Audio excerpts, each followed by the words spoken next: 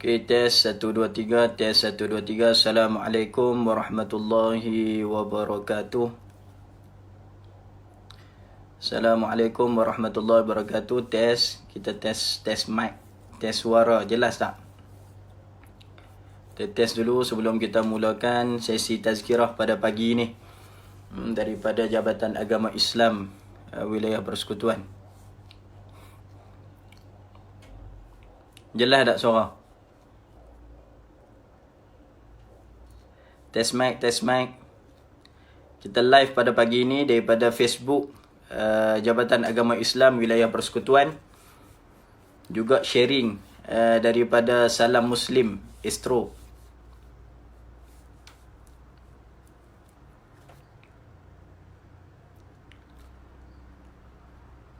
Test. Boleh bagi feedback. Suara jelas tak? Kita selawat dulu pagi ni. Sallallahu Rabbuna ala nuril mubin Ahmad al-Mustafa Sayyidil Mursalin. Sallallahu Rabbuna ala nuril mubin Ahmad al-Mustafa Sayyidil Mursalin. Sallallahu Rabbuna ala nuril mubin Ahmad al-Mustafa Sayyidil Mursalin. Sallallahu Rabbuna ala nuril mubin Ahmad al-Mustafa Sayyidil Mursalin. وعلى آله وصحبه أجمعين وعلى آله وصحبه أجمعين. Tes suara 1 2 3 jelas, bagi feedback. Alhamdulillah. Norza Syajeha jelas. Ustaz Muhammad Firdaus Rosli jelas. Syawal Azizan daripada Salam Muslim Digital Astro jelas. Kita live daripada Facebook Jabatan Agama Islam Wilayah Persekutuan Jawi. Pada pagi ini sama-sama kita akan kongsikan satu tajuk yang kita akan bawakan pada pagi ini. Perbincangan bersama dengan tuan-tuan di Facebook. Alhamdulillah dah ada 51 orang yang tengok live. Clear. Kita ambil masa seminit lagi untuk kita mulakan sesi tazkirah kita pada pagi ini. Live daripada sekali lagi Facebook Jabatan Agama Islam Wilayah Persekutuan Jawi, dan di sharing oleh Salam Muslim Digital Astro Oasis.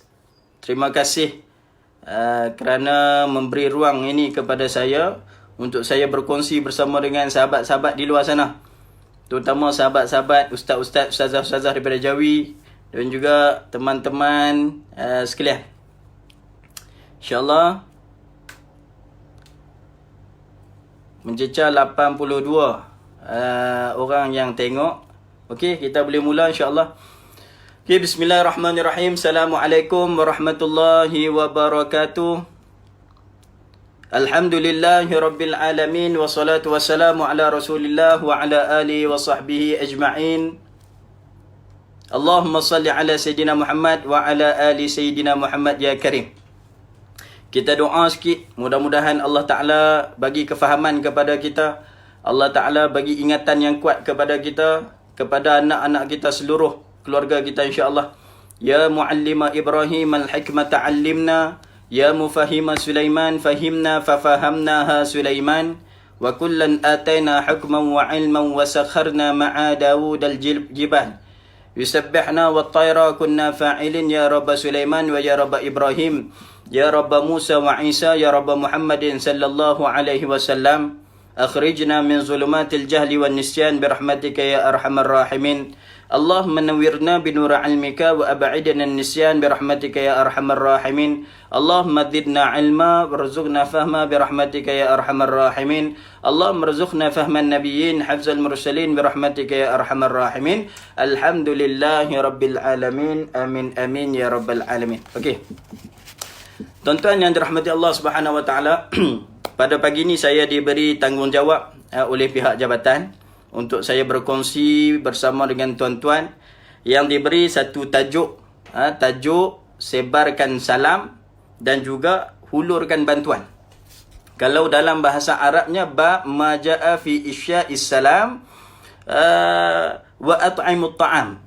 Ifsya'is salam wa at'imut ta'am. Kita nak cakap pada pagi ini tuan-tuan, dasarnya 3 benda saja. Semuanya daripada lidah baginda Nabi sallallahu alaihi wasallam. Ya, ramai dah komen ni. Alhamdulillah clear. Sahabat Tuan Haji Khalil Haji Bahari is watching. Alhamdulillah. Sahabat daripada Masjid Zaid Ibn Sabit. Okey, kita mula. Kita nak bercakap pada pagi ini berkaitan tentang sebarkan salam. Kita nak bercakap pagi ini berkaitan tentang bagi makan orang. Yang ketiga, Nabi sebut, kamu sebar salam, kamu bagi makan orang, kamu solat di malam hari, di kala mana orang lain sedang tidur lena nyenyak, maka Nabi sebut, kesimpulannya adalah dakhalal jannah, masuk syurga. Senang. Kita nak kongsi tentang 3 perkara ni saja. Pada pagi ni tak lama, 30 minit saja tuan-tuan. Kalau lama bagi tahu kat saya, kata ustaz dah limit 30 minit. Okey. Tuan-tuan yang dirahmati Allah Subhanahu Wa Taala, benda salam ni benda kita dah buat hari-hari ni. Jumpa orang bagi salam, Assalamualaikum. Sini pun live ada naik bagi salam, Assalamualaikum. Kemudiannya benda yang kata it'amut ta'am, sekarang ni aktif kita sedang buat. Aktif sedang kita buat ni apa? Kalau pihak Jabatan Agama Islam, kami ada Jawi Food Bank. Kalau di pihak-pihak masjid, kami ada gerobok rezeki yang sekarang ni sangat aktif turun padang waktu PKP ni untuk kita sebarkan bantuan kepada orang yang memerlukan. Ini benda yang kita dok buat bagi salam dengan dok bagi bantu orang ni, rupanya berdalilkan hadis daripada baginda Nabi sallallahu alaihi wasallam. Yang pengarah kita dok buat Al-Fadil Ustaz Ajib turun siang dan malam, kita tengok bagaimana tuan pengarah kita menggerakkan Jawi Food Bank bersama dengan Tuan Syekh Zakaria di Jawi Food Bank kita. Tak lupa kepada seluruh sahabat-sahabat masjid di wilayah persekutuan, masing-masing menggerakkan jentera, orang kata apa, gerobok rezeki. Rupanya usaha kita tak sia-sia tuan-tuan. Sebab bertepatan dengan hadis baginda Nabi sallallahu alaihi wasallam. Okey. Saya nak share dalil yang Nabi kata bagi salam, kemudian bagi makan orang, kemudian solat malam hari, langsung boleh masuk syurga. Hadis ni hadis sahih, riwayat daripada Tirmizi. Okey. Tuan-tuan yang dirahmati Allah, hadis ini dalilnya daripada Abdullah ibn Salam. Dia sebut di sini an Abdullah bin Salam. Abdullah bin Salam ni, kalau kita pernah dengar nama dia Abdullah ibn Salam, tapi dia ni orang Yahudi. Tapi dia ni sahabat. Orang Yahudi ada yang baiknya. Ni macam Abdullah bin Salam, bukan pukul semua orang Yahudi tu Bani Israel ni jahat. Begitu isteri baginda Nabi sallallahu alaihi wasallam seorang pun ada daripada kalangan Yahudi. Ada daripada kalangan Bani Israel.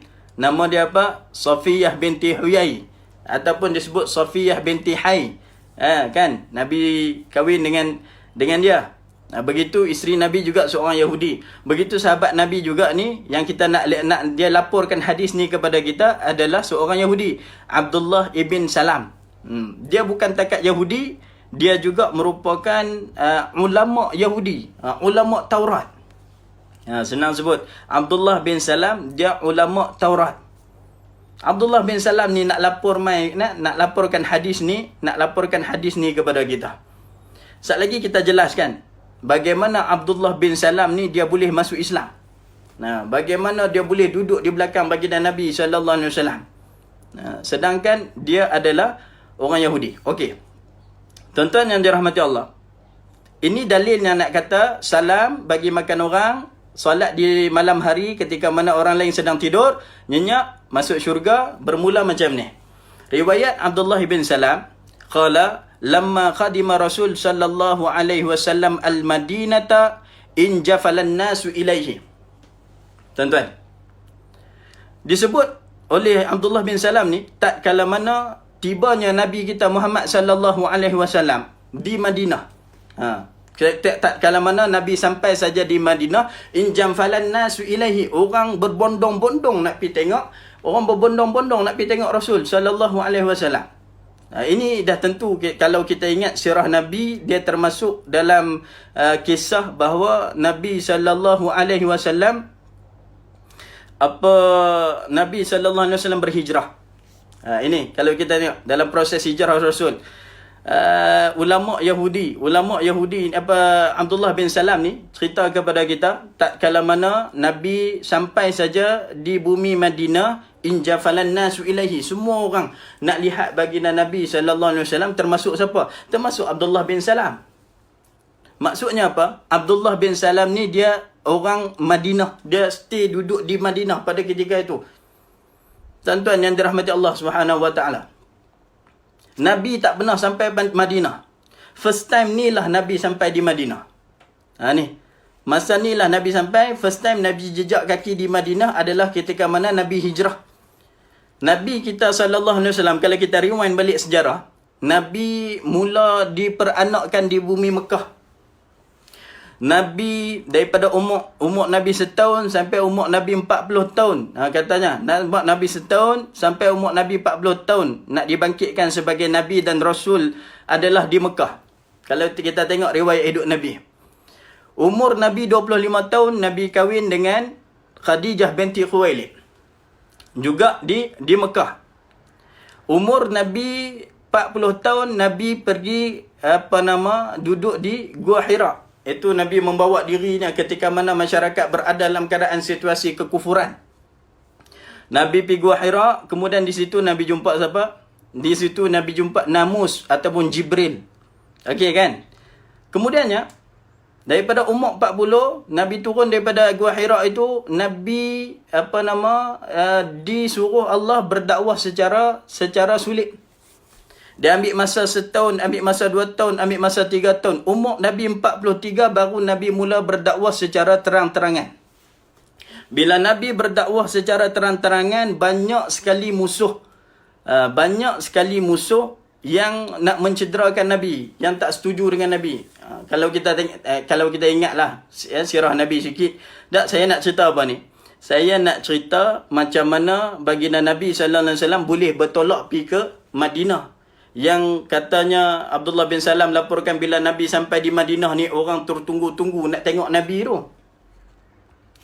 Kan Nabi kena bantai apa semua ni setelah mana Nabi dakwah secara terang-terangan di bumi Mekah. Sampai kan Nabi berhadapan dengan situasi sahabat-sahabat Nabi dibuli, sampai kan berlakunya penghijrahan pertama di bumi Habsyah, yang diketuai oleh Ja'far ibn Abi Talib. Kemudiannya teruskan Nabi berdakwah sampai Nabi diboikot, sampai peristiwa sedihnya baginda Nabi sallallahu alaihi wasallam di bumi Mekah itu, kematian Abu Talib, kematian juga Sayyidatina Khadijah binti Khuwailid. Kemudian barulah Nabi dakwah secara kemudian barulah Nabi di Isra' dan juga Mi'raj. Kemudian barulah sampai kepada Nabi dakwah kepada orang yang di luar daripada Mekah. Tuan-tuan, bila selepas pada peristiwa Isra' dan juga Mi'raj, Nabi turun bawah, Nabi dakwah di mana? Nabi teruskan dakwah Nabi di Mekah. Namun orang Mekah, dia tak terima dakwah Nabi, membawa kepada Nabi terpaksa berdakwah kepada orang yang datang luar daripada Mekah. Okey, sebab itu kita tengok bagaimana keadaan bila mana Nabi sampai Madinah saja. Bila mana Nabi sampai Madinah saja, orang menunggu kehadiran baginda Nabi sallallahu alaihi wasallam. Orang tunggu dengan penuh cinta, orang tunggu dengan penuh nak tengok, orang penuh pengharapan, orang penuh nak tengok muka Nabi tu macam mana. Tak pelikkah kita? Nabi tak pernah sampai. Ceritanya Nabi di Mekah, Nabi kena hentam, kena serang. Tapi di Madinah tunggu kehadiran baginda Nabi SAW. Punca dia di mana? Puncanya di sini. Bila dakwah Nabi di Mekah tidak diterima, Nabi duduk Mekah daripada umur 1 tahun sehingga umur Nabi 53 tahun. Okey, kita ambil masa Nabi tu duduk di Mekah 1 tahun hingga 53 tahun. Nabi mula jadi Nabi umur 40 tahun. Sehingga umur 53 tahun, kalau kita ambil kira-kira, Nabi duduk di Mekah itu selama 13 tahun berdakwah. Akhirnya, Nabi terpaksa berdakwah kepada orang yang datang luar daripada Mekah. Setiap musim haji, orang akan masuk. Bila orang akan masuk, ini yang Nabi dakwah kepada, antaranya adalah Tufail Ad-Dawsi. Suku kaum Tufail Ad-Dawsi. Tufail Ad-Dawsi ini, bila mana di dakwah Nabi, dia masuk Islam, dia balik kepada kaum dia, suku Dawsi.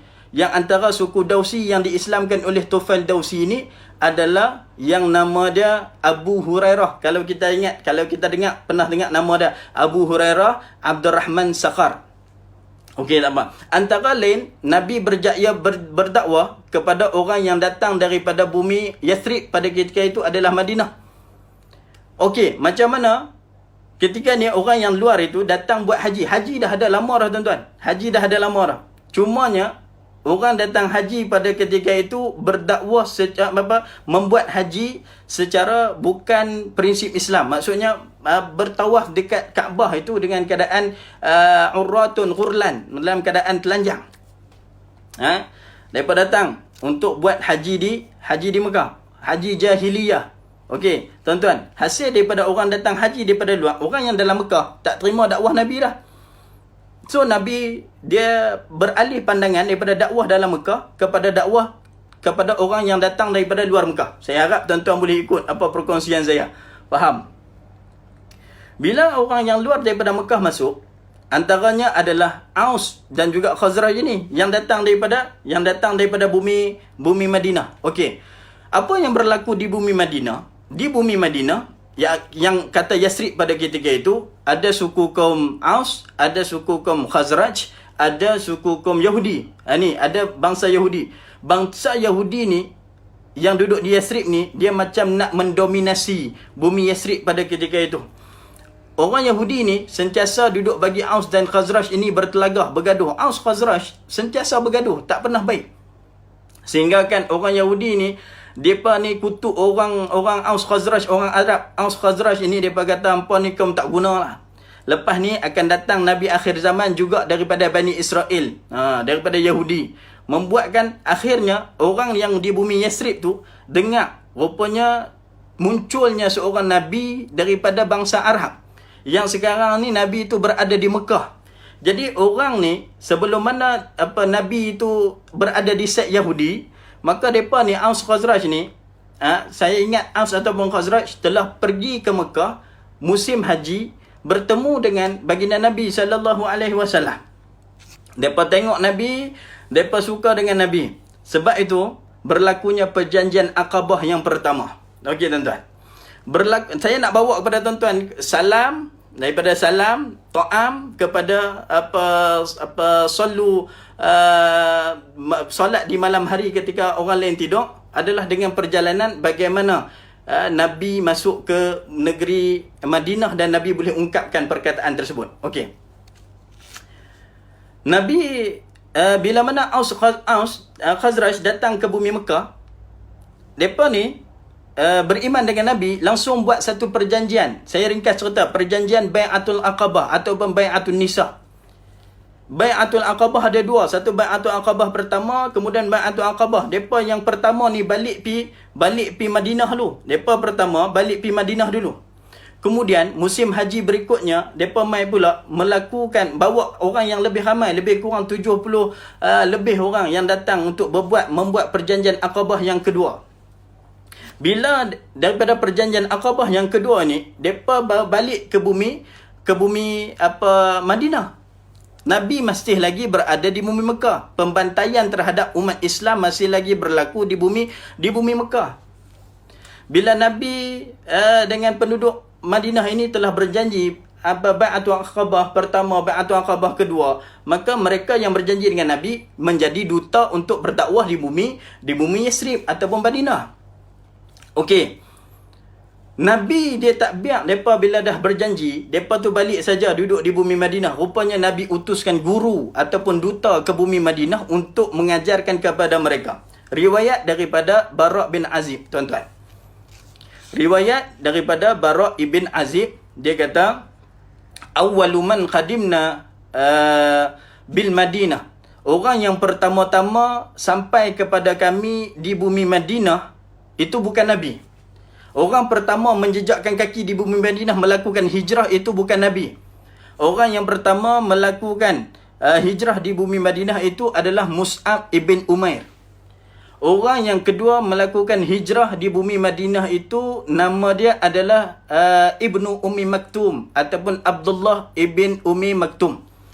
Okey, Mus'ab bin Umair duta pertama, Nabi hantar setelah mana berlakunya perjanjian Aqabah yang kedua, Nabi hantar pergi ke bumi Madinah untuk meluaskan empayar Islam di bumi Madinah itu adalah seorang yang nama dia Mus'ab bin Umair. Kemudiannya selepas Mus'ab bin Umair, Nabi hantar orang yang kedua pergi ke bumi Madinah untuk berdakwah meluaskan Islam di Madinah adalah Abdullah bin Ummi Maktum, seorang sahabat yang buta. Okey, seorang sahabat yang buta, tetapi nama dia tercatat, peristiwanya tercatat dalam Quran, dalam surah Abasa wa Tawalla. Tak apa tuan-tuan tengok sendiri dalam tafsiran apa kisah Abdullah bin Ummi Maktum dengan baginda Nabi SAW yang cukup hebat. Abdullah bin Ummi Maktum ini juga dikenali sebagai tukang azan kedua baginda Nabi SAW. Yang pertamanya Bilal bin Rabah, dua adalah Abdullah Ummi Maktum. Okey, dalam hadis menyebutkan daripada Bara' bin Azib, riwayat ini Sahih Bukhari, adalah wa kana yuqri'anin nas. Dua orang depa ni adalah orang yang bertanggungjawab untuk mengajarkan Quran di bumi Madinah. Di bumi Yathrib sebelum Nabi sampai. Depa dua ni dipertanggungjawabkan setelah mana berlakunya perjanjian Aqabah yang kedua itu, dihantar pi ke bumi Madinah. Depa ni dua orang bertanggungjawab untuk mengajarkan Quran kepada penduduk di Yathrib ataupun bumi Madinah, kepada suku Aus dan juga Khazraj. Lepas tu barulah berhijrahnya ini berlaku perjanjian Aqabah pertama, berlaku perjanjian Aqabah yang kedua. Selepas perjanjian Aqabah yang kedua, barulah Nabi minta umat Islam yang dibantai di bumi Mekah supaya berhijrah kali kedua. Yang pertama hijrah Nabi, hijrah sahabat ke bumi Habsyah. Yang kedua adalah hijrah daripada bumi Mekah menuju kepada bumi Madinah. Yang pertama hijrah adalah Mus'ab bin Umair. Yang kedua Abdullah bin Ummi Maktum. Yang ketiga baru Bilal bin Rabah. Yang keempat adalah Sa'ad ibn Abi Waqqas. Yang kelima adalah Ammar bin Yasir. Yang keenam, yang ketujuh barulah tunggu turn sampai kepada turn Umar Al-Khattab. Okey, sampai kepada turn Umar Al-Khattab ni lah berlaku peristiwa apa tuan-tuan? Berlaku peristiwa Umar Al-Khattab, dia pi dekat dataran Mekah tu, dia mencabar siapa nak menghalang keislaman dia, siapa nak menghalang penghijrahan dia ke bumi Yathrib, ke bumi Madinah, sila. Rupanya dalam hadis menyatakan bahawa Sayyidina Umar dia tak keluar seorang-seorang, dia bawa dengan 20 orang di belakangnya sama berhijrah masuk ke bumi Madinah. So bila masa Nabi pi, Nabi adalah orang yang terakhir. Nabi adalah orang yang terakhir keluar daripada bumi Mekah menuju ke bumi Yathrib, Madinah. Okey, Nabi dan juga siapa? Sahabat seorang lagi, Abu Bakar, Sayyidina Abu Bakar. Sayyidina Abu Bakar ni duduk tunggu bila masa Nabi nak suruh aku hijrah. Rupa-rupanya Sayyidina Abu Bakar ini menjadi pilihan Allah, menjadi pilihan Rasul untuk berhijrah bersama dengan baginda Nabi sallallahu alaihi wasallam. Saya tak bermaksud nak membincang perjalanan hijrah Rasul yang cukup panjang. Tapi saya nak menyatakan bagaimana Nabi boleh bawa diri dia daripada bumi Mekah, dan kenapa Abdullah bin Salam ini mereka tertunggu-tunggu kehadiran baginda Nabi sallallahu alaihi wasallam.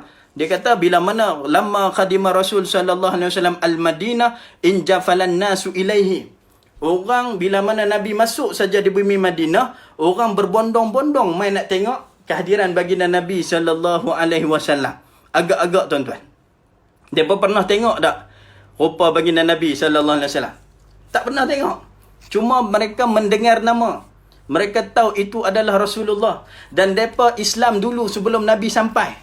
Sampaikan ada riwayat Bara' bin Azib juga. Ketika mana Nabi sampai di bumi Madinah, kami telah pun boleh menghafaz Quran. Bukan baca lagi. Boleh menghafaz Quran. Min suwaril mufassal. Menghafaz Quran tu pula daripada surah-surah yang pendek. Kata Bara' bin Azib. Siapa yang bertanggungjawab ajak Quran ni? Dua orang pertama tadi yang Nabi hantar. Mus'ab bin Umair. Yang kedua adalah Abdullah bin Umi Maktum. Mereka boleh menghafal surah yang pendek itu surah apa? Antara disebut surah yang pendek itu adalah surah Sabbihisma Rabbikal A'la. Tu dia tuan-tuan. Surah Sabbihisma Rabbikal A'la tu dikatakan surah pendek. Kita hak jadi tu imam ni bawa Sabbihis pun kadang-kadang masuk surah Khashiyah. Dia bertukar. Kan? Mereka boleh. Sebelum Nabi sampai ke bumi Yasrib, ke bumi Madinah, mereka telah boleh menghafaz Quran. Itu specialnya. Maknanya mereka cukup mendamba cintakan Rasul. Mereka nak tengok baginda Nabi SAW. Kalaulah kita berada bersama dengan mereka tu, takkanlah kita tak mau pergi tengok wajah Nabi SAW. Dan hari ni pun kita teringin nak tengok wajah Nabi SAW. Walaupun dalam tidur lena kita sekalipun. Cuma bagaimana cara kita nak jumpa Nabi itu, ada ulama menyebutkan banyakkan kamu berselawat atas baginda Nabi sallallahu alaihi wasallam. Okey. Kita nak pergi kepada episod yang seterusnya dalam hadis ni. Bila mana Nabi sampai saja di Madinah, waqila. Abdullah bin Salam ni kata, orang pakat duk kata apa? Khadimah Rasul sallallahu alaihi wasallam, Khadimah Rasul sallallahu alaihi wasallam, Khadimah Rasul sallallahu alaihi wasallam. Nabi telah pun sampai di Madinah. Nabi telah pun sampai. Nabi telah pun sampai. Punya seronok mereka menyambut kehadiran baginda Nabi. Nak tengok. Termasuk faji'tu finnas la anzura ilaihi. Termasuk Abdullah bin Salam kata yang ulama Yahudi ni, masih lagi Yahudi tidak agama Islam ni, dia pun termasuk, aku juga join bersama dengan mereka untuk lihat baginda Nabi sallallahu alaihi wasallam. Misi Abdullah bin Salam ni, dia pergi nak tengok wajah Nabi tu. Dia nak spot check, itu betul Nabi ke tidak? Kan? Sebabnya Abdullah bin Salam ni ulama Taurat. Kalau dia ulama Taurat, mestilah dalam Taurat ada menyebutkan tentang Nabi akhir zaman. Falamma min ba'di ismuhu Ahmad. Selepas daripada Musa itu akan mai Nabi, seorang Nabi yang akan sampai di muka bumi ni dengan nama dia Ahmad, dengan nama dia Muhammad. Tuan-tuan, bab tu Abdullah bin Salam ni, dia termasuk dalam kalangan orang yang nak pergi tengok betulkah Muhammad ini adalah seorang Nabi. Rupa-rupanya tengok apa hadis ni cerita. Falamma stathbattu wajhar Rasul sallallahu alaihi wasallam araftu anna wajhahu laysa biwajhi kadzdzab. Dia kata, ketika mana aku tengok saja wajah Nabi sallallahu alaihi wasallam, maka terus aku yakin, terus aku tahu bahawa di wajah Nabi itu, ketika mana-mana Nabi sampai di Madinah tu, kata Abdullah bin Salam, aku tengok wajah Nabi itu, tidak ada satu wajah penipu pun. Wajah tu adalah wajah orang yang jurih. Bahasa Kedah tu, jurih ni, orang yang lurus, orang yang baik, orang yang al-amin, orang yang boleh dipercayai. Itu wajah Nabi kita. Orang tengok wajah Nabi kita runtun jiwa, hati. Begitu Abdullah bin Salam kata, ini bukan wajah seorang penipu. Ini bukan wajah seorang yang nak membohong dah. Kata lagi Abdullah bin Salam, wa kana awwalu syai'in takallama bihi an qala. Tengok. Perkataan pertama yang didengar oleh Abdullah bin Salam daripada mulut baginda Nabi sallallahu alaihi wasallam tatkala mana sampainya Nabi di bumi Mekah, di bumi Madinah, Nabi kata apa? Ayyuhan nas, wahai seluruh umat manusia. Ini poin kita tuan-tuan. Poin tajuk kita, sebar salam, bagi makan orang, dan kemudian solat di malam hari masuk syurga. Ini poinnya. Poinnya apa? Poinnya adalah Nabi sebut kepada seluruh manusia ketika mana Nabi sampai di bumi Madinah, bumi Yasrib kali pertama. Kata Abdullah bin Salam yang ketika itu bukan masuk Islam lagi, cuma nak test tengok baginda Nabi ini betul Nabi ke tidak. Dia dengar perkataan Nabi, ayyuhan nas, wahai semua manusia. Afshus salam, hendaklah kamu tebarkan salam. Hendaklah kamu sebarkan salam. Itu agama kita, nama Islam, dinul Islam. agama yang tunduk patuh, agama yang menyerah, agama yang aman. Kita membawa orang kata apa, seruan keamanan, seruan kesejahteraan. Kita membawa akhlak sebenarnya. Nabi mengajarkan kepada kita apa? Bawa akhlak. Okey tuan-tuan. Akhlak ni sangat penting banding dengan ilmu. Ilmu penting, akhlak pun penting. Cuma dengan elok-elok.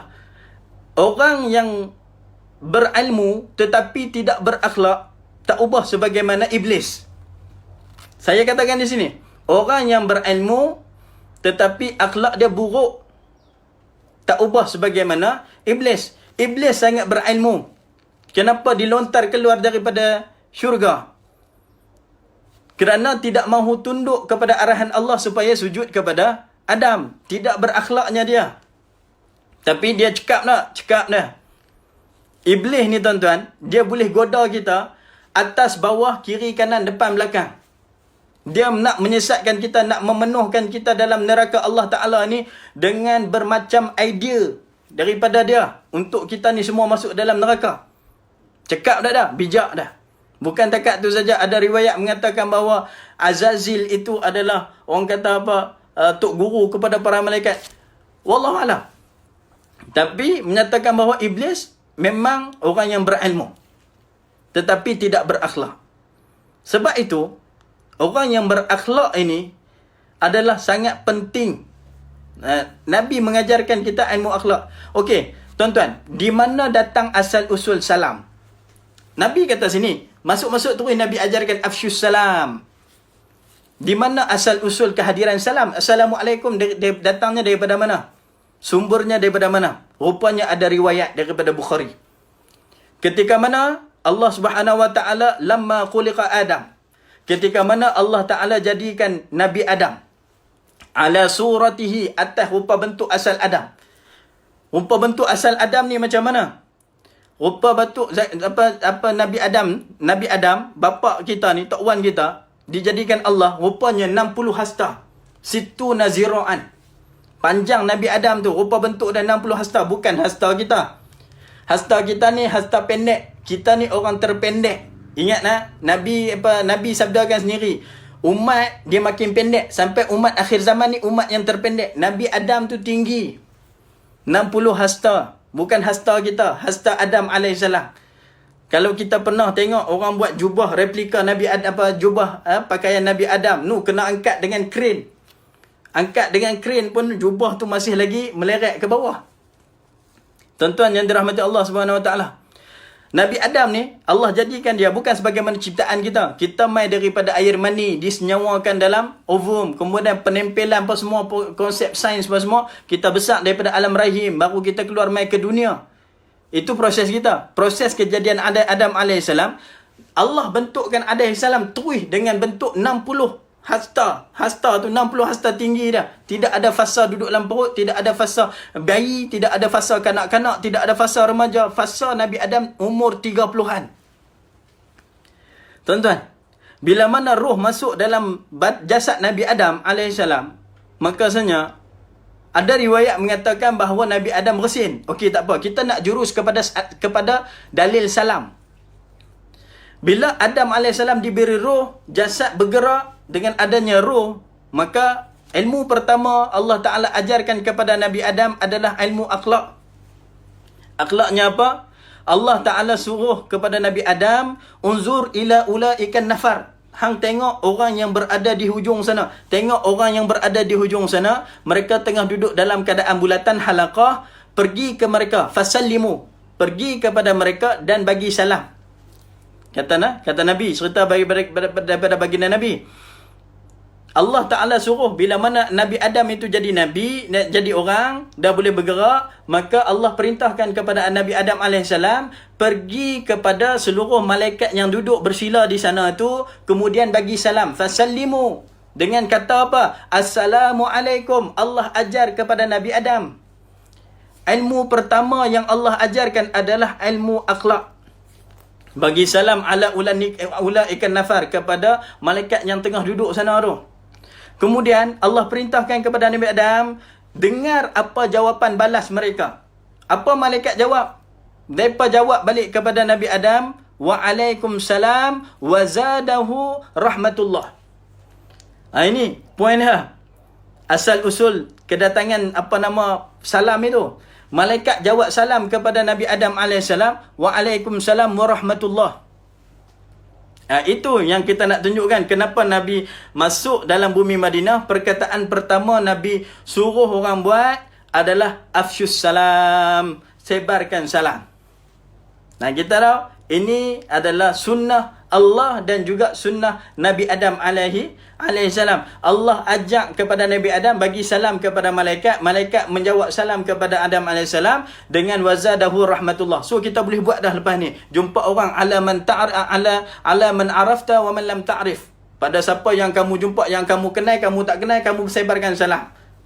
Pastinya orang tu orang Islam. Sebarkan salam. Assalamualaikum. Assalamualaikum. Orang yang dengar salam jawab waalaikumsalam. Peringkat sahaja. Tapi ini sunnah besar. 2. Yang Nabi sebut wa at'imut ta'am.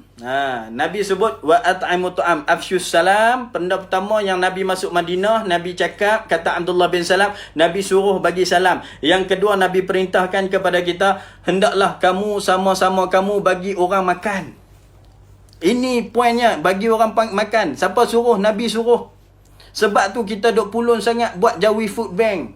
Sebab tu kita di masjid pulun sangat nak bagi orang makan. Kalau siapa tak cukup makan, boleh telefon masjid ni, masjid ni, masjid ni. Dan masjid ni, masjid zon 6 antaranya yang buat. Masjid zon 5 antaranya yang buat. Masjid zon 1, semua zon bergerak untuk bagi orang makan.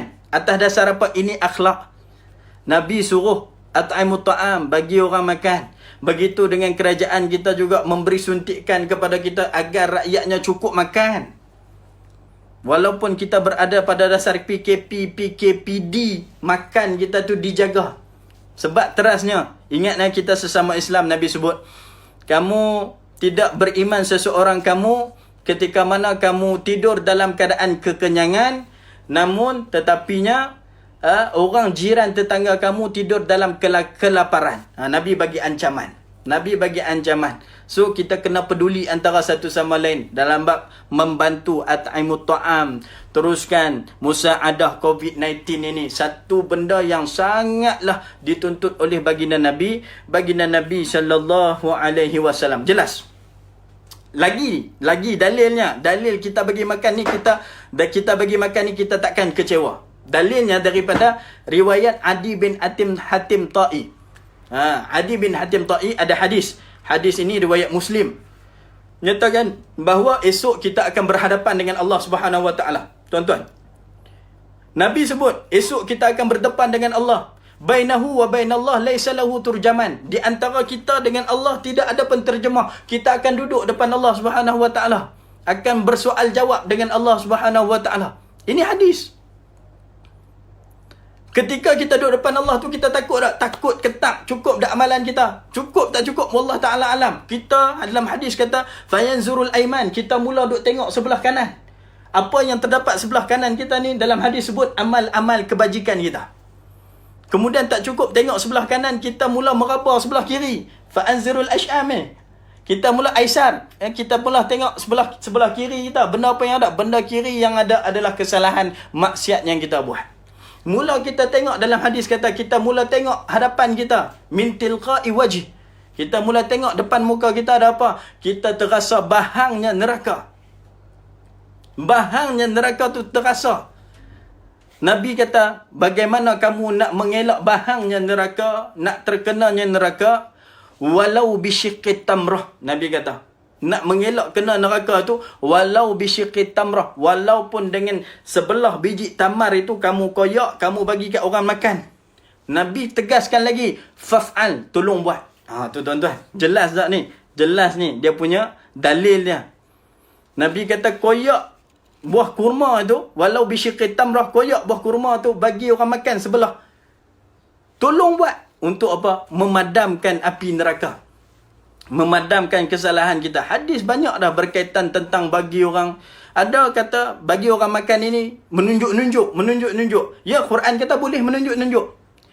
In tubduha in tubdus sadaqat fa ni'mahi. Dalam surah Baqarah. Sekiranya kamu bersedekah tu dalam keadaan kamu duk tunjuk kepada orang, kamu pegang beg kan. Ada orang duk marah pasal apa? Kita duk bagi orang makan, kemudian kita duk tunjuk pula bukan dalam Facebook ke apa. Tak, bukan isunya kita nak riak dak. Kita nak tunjuk dan mengajak orang buat. Allah Taala yang kata, "In tubdus sadaqatikum fa ni'mahi." Sekiranya kamu nak bersedekah dan kamu nak tunjuk kepada orang kamu sedekah, maka baik pada kamu. Wa in tukhfuha, Allah sambung lagi, wa in tukhfuha wa tu'tuha al-fuqara fa huwa khairul lakum. Sekiranya kamu nak sedekah dalam keadaan sembunyi-sembunyi dan kamu sedekah kepada orang yang layak menerima sedekah makan kamu, in tukhfuha wa tu'tuha al-fuqara, Allah sebut fa huwa khairul lakum, itu lebih baik untuk kamu. Kamu nak sedekah dalam keadaan kamu tunjuk pun baik. Kamu nak sedekah dalam keadaan kamu buat diam dan tunjuk dan sedekah kepada orang yang fuqara pun baik. Wa yukaffiru ankum sayyi'atikum. Allah sebut lagi dalam Quran kata, bila mana kamu sedekah ni, Allah kafarahkan semua dosa-dosa kamu. Tuan-tuan, jelas tak sebab apa Nabi suruh salam? Sebab apa Nabi suruh kita at'imut ta'am? Sebab dia punya balasan dia besar. Cakap Kedah terus. Cakap terus utara. Minta maaf bukan nak marah tuan-tuan. Ni kita nak bagi tazkirah. Tazkirah ni peringatan supaya kita sama-sama bergerak, sama-sama buat, sama-sama ada keinginan. Kita ambil dalil hadis, kita ambil dalil Quran. Semua dua dalil ni adalah sumber utama perundangan Islam. Allah sebut lagi, wa yukaffiru ankum sayyi'atikum, itu yang penting tu. Bila mana kamu sedekah dalam keadaan terang-terang ataupun kamu sedekah dalam keadaan sembunyi, Allah Taala wallahu bima ta'maluna khabir. Allah Ta'ala mengetahui apa yang kamu lakukan. Allah tahu sampai ke dalam hati perut kamu. Kamu ikhlas ke, kamu tak ikhlas ke kamu. Allah Ta'ala tahu. Kamu buat je kerja kamu. Kamu buat je kerja kamu. Dengar kata baginda Nabi, bagi salam, at'imut ta'am. Tuan-tuan, lebih dah masa setengah jam ni. Tak apa, kita sambung sikit lagi. Kita sambung sikit lagi nak habiskan. Kemudian Nabi kata, wasallu wan nasu niyam. Nabi sabda yang ketiga, salam, bagi makan orang, kemudian kamu kena qiyamul lail. Qiyamul lail, bangkit tengah malam semayang. Tengah orang lain tidur. Kita ni tuan-tuan, tiga benda ni nampak mudah. Mudah apa? Mudah disebut. Kalau Allah Ta'ala tak bantu kita, kita payah nak buat. Sampaikan nak bagi salam, hak seringan-ringan ni. Hak seringan-ringan kita nak buat ni. Nak bagi salam, ingat senang ke? Susah. Kita orang yang tak kenal, kita selisih, kita nak bagi salam. Tak ada pasal kita nak buat. Tapi Nabi suruh sila buat. Tapi kalau tidak didorong oleh Allah Subhanahu Wa Taala, kita takkan tergerak buat. Sebab tu kita kena banyak doa. Banyak doa minta Allah Ta'ala bantu kita supaya kita buat baik. Apa doa dia? Allahumma a'inni ala zikrika. Allah, bantulah diri aku ni untuk ingat kamu. Bila kita buat benda baik ni, maknanya kita ingat Allah. Assalamualaikum, saya berikan kedamaian. Ala zikrika wa syukrika. Untuk aku sentiasa bersyukur, terima kasih kepada kamu. Wa husni ibadatik. Wa husni ibadatik. Dan untuk memperbaikkan. Orang kata apa? Membaiki ibadat-ibadat aku ini. Ini doa yang perlu kita buat supaya Allah sentiasa bagi taufik, bagi hidayah kepada kita, bantu kita untuk kita semangat buat kerja baik. Allahumma a'inni ala zikrika wa syukrika wa husni ibadatik. Memang amalan salam ni mudah, tapi kalau tidak ada bantuan daripada Allah, kita tak buat. Kita tak tergerak hati nak buat. Begitu juga bagi makan orang. Lagi kita kata, cukup anak bini aku boleh makan, sudah. Tak payah duk kira orang lain. Tu kita.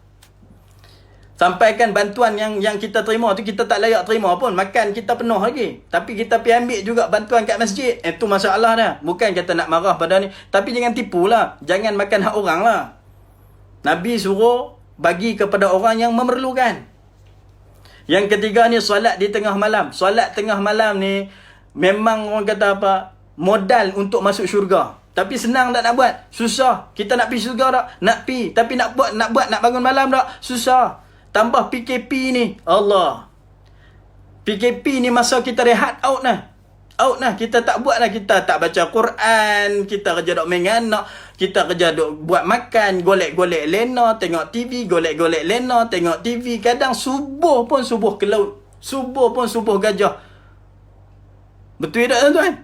Kalau tak betul minta maaf lah. Ni tazkirah, bukan nak marah. Ni ingat kepada diri sendiri juga. Tuan-tuan yang dirahmati Allah. Okey. Berkaitan tentang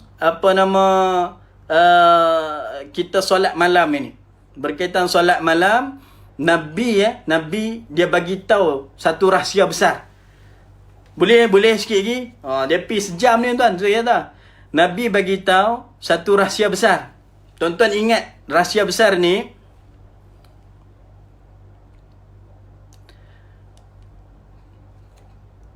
ada orang tanya soalan. Tapi tak apa, bagi saya selesaikan dulu. Kat mana tadi? Kat mana? Tu dia. Okey. Nabi bagi rahsia bagaimana kita nak mudah ke syurga. Ini antaranya salam, antaranya bagi makan orang, antaranya adalah solat di malam hari ketika mana orang lain sedang tidur. Tapi ada satu rahsia besar lagi. Riwayat daripada Muaz bin Jabal. Muaz bin Jabal, sahabat Nabi sallallahu alaihi wasallam yang Nabi sangat sayang. Dan Nabi pun ajar kepada doa, Allahumma inni ala zikrika wa syukrika hasna ibadati. Ini kalau tak silap saya kepada Muaz bin Jabal. Muaz bin Jabal, dia reportkan bahawa satu hari dalam perjalanan musafir aku dengan Nabi sallallahu alaihi wasallam, terhenti pada satu pagi, aku berada di sebelah baginda Nabi sallallahu alaihi wasallam. Tuan-tuan, rupanya sahabat-sahabat ni berkejar antara satu sama lain nak duduk dekat Nabi. Dalam satu musafir, Muaz bin Jabal boleh duduk sebelah Nabi sallallahu alaihi wasallam. Apa yang berlaku bila Muaz bin Jabal duduk sebelah Nabi? Muaz bin Jabal, dia tak lepas peluang nak tanya satu soalan besar kepada baginda Nabi. Apa soalan besar yang dia tanya kepada baginda Nabi? Antaranya dia tanya apa? Ya Rasulullah, akhbirni bi'amalin yudkhilnil jannah wa yuba'iduni 'anil nar. Ya Rasulullah, tolong bagi tahu kepada aku satu amalan yang boleh mendekatkan aku dengan syurga dan menjauhkan aku daripada neraka. Ni semua orang nak tahu, tuan-tuan. Betul tak? Kita pun nak tahu. Yang Nabi pecahkan rahsia ni kepada Muaz Jabal. Dan Muaz Jabal cerita mai kat kita. Dan kita jumpa dak hadis ni. Hadis ni, dia duduk dalam hadis 40. Kalau kita baca dalam kitab, saya bawa buku kita punya menteri. Dalam hadis ni terdapat dalam syarah hadis 40. Al-Kafi. Baca buku ni. Muaz bin Jabal, dia tanya soalan, macam mana nak masuk syurga dan jauhkan diri daripada neraka. Nabi kata apa? Laqad sa'altani an azim. Hang telah tanya soalan yang sangat besar kepada aku untuk aku jawab. Wa innahu la yasirun ala man yassarahu Allahu alaih. Benda ni Allah cuma mempermudahkan untuk orang yang Allah nak dia masuk syurga. Orang yang mukhtarah, orang terpilih. Mungkin kita yang terpilih tu sebab kita baca hadis ni. Amin ya rabbal alamin. Tuan-tuan yang dirahmati Allah, apa rahsianya? Nabi bocorkan rahsia. Nabi kata kalau nak masuk syurga kena buat 5 perkara. Ingat tuan-tuan, buat 5 perkara. Ini perbincangan 3 perkara. Ini tambah lagi 5 perkara. Apa dia? Kamu kena syahadatu an la ilaha illallah, iqamis salah, ita'iz zakah, tasuma Ramadan, wa tahujjul bait man istata'a ilaihi sabila. 5 rukun Islam wajib buat. Nak pergi syurga, ni stage yang pertama, 5 benda. Stage yang kedua, adul luka ala abwabil khair. Nak tak? Nabi tanya kepada Muaz bin Jabal, nak tak aku tunjukkan kepada kamu pintu kepada nak mendekati kebaikan, nak dekat lagi dengan syurga. Apa kata Muaz bin Jabal? Ya, nak. Apa dia lagi? Tambah 3 lagi. Ingat tuan-tuan, 5 teras utama. Tambah 3 lagi. 3 tu apa? Saumul junnah. Nabi suruh memperbanyakkan puasa. Nak masuk syurga, kena banyak puasa. Bukan takat Ramadan saja. Ni Ramadan nak mai tak banyak hari lagi ni. Berapa belas hari lagi ni? Kita nak jumpa dengan Ramadan al-Mubarak yang ditunggu-tunggu. Sekarang kita berada bulan Sya'ban. Bulan Sya'ban, Nabi melipat kali gandakan amalan puasa Nabi. Okey? Maknanya apa? Maknanya Nabi kata nak dekat dengan pintu syurga, saum. Kena banyak puasa. Puasa ini perisai. Kalau nak bincang puasa ni banyaklah. Puasa hari Khamis, puasa hari putih, lepas tu puasa selepas raya. Yang Nabi kata buatlah puasa sebagaimana puasa setahun. Itu hadis puasa 6. Itu hadis matematik. Kalau kita nak tengok macam mana boleh jadi setahun tu, tuan-tuan, nanti kita bincangkan tentang bagaimana puasa itu dikira boleh jadi sampai setahun. Puasa cuma 6 hari, 30 hari diikuti 6 hari, jadi setahun. Okey, yang kedua, nak dekat dengan syurga adalah sadaqatun tutfi'ul qati'ah. Sekali lagi disebut, untuk dekat dengan pintu syurga, buat 5 perkara asas, buat 3 perkara tambahan. Yang pertama puasa, yang kedua sedekah, memadamkan orang kata apa, dosa-dosa kita. Sebagaimana Nabi sebut, memadamkan api dengan air pada kayu yang terbakar. Buat, tuan-tuan, tapi senang tak nak buat, susah tapi kena buat. Yang ketiga, salatu fi jawfil lail. Kena kamu semayang di malam hari ketika mana orang tidur juga. 5 teras utama, 3 teras mendekati syurga, tambah 3 lagi.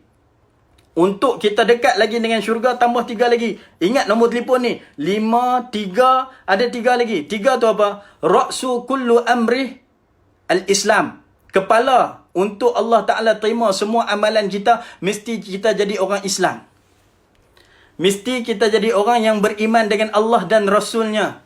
Yang kedua, untuk Allah Ta'ala terima amalan-amalan kita, kita wajib solat. Solat, walaupun solat dah masuk dalam rukun Islam yang 5, ditekankan lagi untuk Allah Ta'ala terima rukun Islam, untuk Allah Ta'ala terima benda-benda solat, benda-benda sunat kita, wajib solat. Solat ini apa? Imanuddin, tiang agama. Kalau tak solat, Allah tak terima amalan-amalan yang lain. Begitu. Untuk yang ketiga, untuk buat 5, 3 kena tambah 3. Satu lagi adalah zirwatus sanamihi, kata Nabi SAW, adalah jihad. Bukan masuk Nabi jihad supaya kita pergi perang, dah. Nabi suruh kita jihad tu, maksudnya jihad untuk kita lawan nafsu kita, supaya kita boleh buat 5, kita boleh buat 3 ni. Amalan tu, kita push diri kita supaya kita buat. Tapi ingat tuan-tuan, amaran baginda Nabi bagi tahu kepada Muaz bin Jabal, ada satu saja amalan yang kita buat merosakkan 5 dan 3 tadi. Bukan 2, satu saja. Satu benda yang perangkap. Satu benda perangkap dalam hidup kita ni, satu benda perangkap adalah yang nama dia, Nabi sebut kepada Muaz. Muaz kata, ya Rasulullah, apa amalan perangkap itu yang menghancurkan 5-3-3 tu? Satu ni Nabi kata, kuf anka ala hadha. Nabi buat keluar lidah Nabi. Nabi kata, tolong jaga benda ni. Tu apa? Tolong jaga lidah. Tolong jaga lidah. Jangan buat cerita palsu. Jangan fitnah. Kalau kamu buat cerita palsu, kalau kamu fitnah, kalau kamu mengumpat, kalau kamu namimah, itu tidak ada maaf. Kerana itu satu dosa besar yang menghancurkan seluruh amalan-amalan kita yang kita pernah dok buat. Nabi suruh buat 5, Nabi suruh buat 3 nak mendekati syurga, tambah 3 lagi, 5, 3, satu amalan yang merosakkan semua amalan, cuma lidah. Kita hari ini tak bercakap dengan lidah saja. Kita bercakap dengan handset masing-masing. Kita bercakap dengan Facebook. Kita bercakap dengan Twitter. Kita bercakap dengan WhatsApp. Kita bercakap semua dengan medium semasa. Hati-hati tuan-tuan. Syaitan itu cakap. Iblis itu cakap. Tujuan syaitan diutus adalah untuk memerangkap kita. Wak masuk semua dalam neraka Allah Subhanahu Wa Taala. Talbisul iblis. Itu iblis telah menggunakan senjata dia untuk menipu daya kita. Okey tuan-tuan, akhirnya balik kepada hadis yang pertama tadi, afyus salam wa at'imut ta'am wa sallu wan nasu niyam tadkhulul jannata bis salam. Bila kamu boleh buat 1, bagi salam, 2, bagi makan orang, 3, solat di malam hari, kamu boleh masuk dalam syurga dengan sejahtera. Hadis sahih riwayat Imam Tirmizi. Tuan-tuan yang dirahmati Allah, saya kira jelas kot. Okey, perbincangan kita pada pagi ini, saya tak tahulah saya bawa tuan-tuan ke mana. Kita mula dengan episod hijrah baginda Nabi sikit. Kita masuk bagaimana Nabi masuk ke bumi Madinah. Kemudiannya perkataan pertama yang direkodkan Abdullah bin Salam atas kata-kata baginda Nabi, menunjukkan sebarkan salam, bagi makan orang, solat di malam hari, kita langsung boleh masuk syurga. Jaga amalan kita dengan 5 perkara yang saya sebutkan tadi. 3 perkara mendekati pintu syurga, 3 perkara yang membuatkan seluruh amalan kita diterima, dan 1 perkara yang merosakkan seluruh amalan kita, yakni lidah kita, yang menyebabkan, pernah tak Nabi tanya pada sahabat, kenal tak kamu siapa itu orang muflis?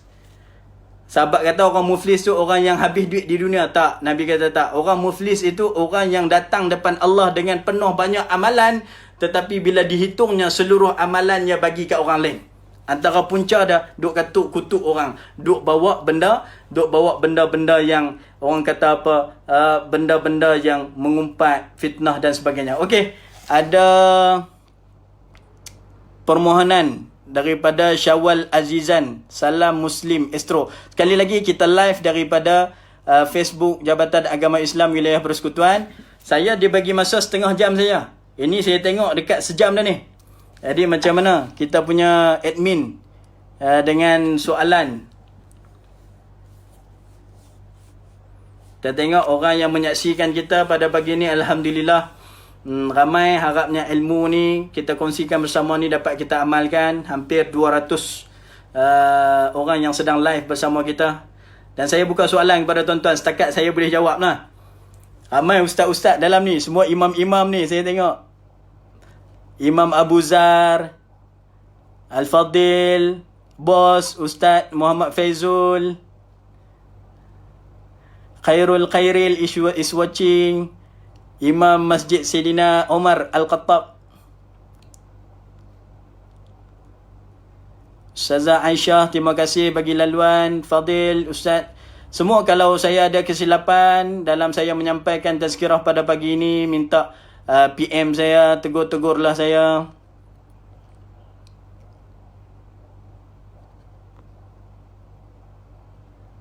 Isteri mudah masuk syurga. Isteri mudah masuk syurga. Jalan isteri nak masuk syurga ni, ranking dia, taat Allah, taat Rasul, taat suami. Buat baik pada suami. Dakhalal jannah. Nabi kata, meninggalnya seorang isteri mendapat redha daripada suaminya, masuk syurga. Redha isteri, redha Allah kepada redha isteri adalah daripada redha suaminya. Bila suami redha kepada dia, Allah redha kepada dia, masuk syurgalah seorang isteri. Sebab tu orang perempuan dia kena bergelut untuk, orang kata apa, jaga suami dia. Bukan nak memperhambakan diri pada suami, bukan nak hambakan diri. Cuma kita nak Allah Ta'ala yang suruh, agama yang suruh supaya kita jaga suami kita tu. Bukan kita nak jadi kuli kat dia, tak. Bila kita buat kebajikan kepada suami kita, Allah rekod kebajikan kita tu dan mempermudahkan kita masuk syurga. Dan suami-suami janganlah mengambil kesempatan ni untuk jadikan isteri kita kuli, tak, bukan. Maksudnya dia berteraskan ada dalil agama. Harap menjelaskan soalan Tuan Syawal berkaitan dengan macam mana isteri nak mudah masuk syurga. Bila sebut isteri, dia ada suami. Kalau yang tak ada suami, kepada mak dan ayahnya itu dia perlu berbakti. Dapat redha mak ayah, mestinya dapat redha Allah Subhanahu Wa Taala. Ingat nanti panjang pula. Minta maaf, ada yang call. Saya live ni, ada yang call tadi. Rasanya tidak mengganggu kita punya siaran. Ada soalan lain sebelum kita tangguhkan tazkirah kita pada pagi ini?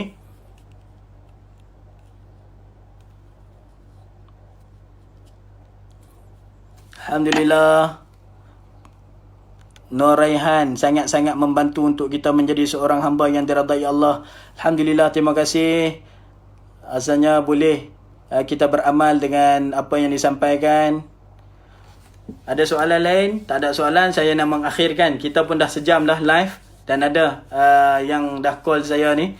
Mungkin ada apa-apa yang untuk ni.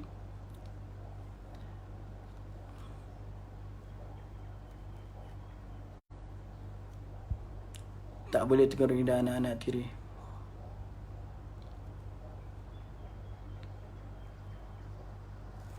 Okey, boleh.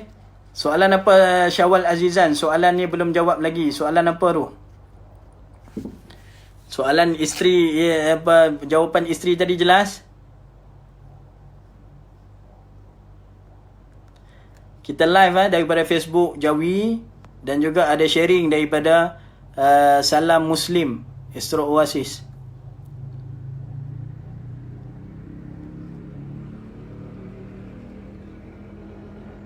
Okey, saya kira cukup sekadar itu. Saya bersama dengan Facebook Jawi pada kali ini. Saya harapkan segala yang saya sampai ini ada kebaikannya kepada kita semua bersama. Sekian dulu daripada pihak saya. Ada lagi yang bertanya soalan? Saya nak ending dah ni. Assalamualaikum Ustaz Rahimi. Adakah tazkirah ini diadakan setiap hari? InsyaAllah nanti kita cuba, kita tengok. Saya first time buat live Facebook bersama dengan tuan-tuan. Cukup. Terima kasih atas support daripada sahabat-sahabat Tuan Haji semua yang berada di luar sana, sanggup pagi-pagi buta ni live Facebook bersama dengan saya. Sekian dulu. Mohon ampun dan maaf andai kata terkasar bahasa dalam menyampaikan. Haza wabillahi taufiq wal hidayah. Assalamualaikum warahmatullahi wabarakatuh.